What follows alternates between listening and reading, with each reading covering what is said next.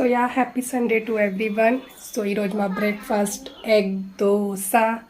So నేను మా వారు మా పాప టిఫిన్ చేస్తా. ఇప్పుడు ఆల్రెడీ 11 అయిపోయింది. మా బాబు లేట్గా లేచాడు. దోశ తన కోసం ఎగ్ దోశ చేస్తున్నాను. సో చూద్దాం మీదేంటి ఈరోజు టిఫిన్?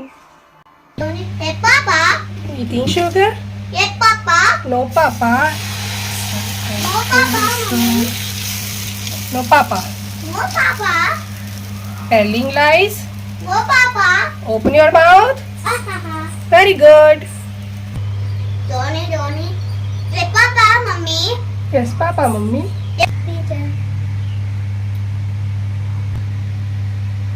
సో ఎగ్ వేస్తాను. సో ఇప్పుడు ఇందులో సాల్ట్ అండ్ చిల్లీ పైనుంచి ఇలా చల్లుదాం. No papa. Hot papa.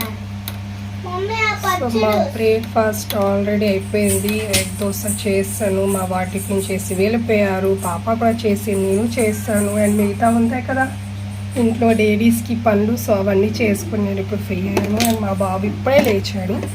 Breakfast అన్నాడు. తన కోసం బ్రేక్ఫాస్ట్ చేస్తున్నాను.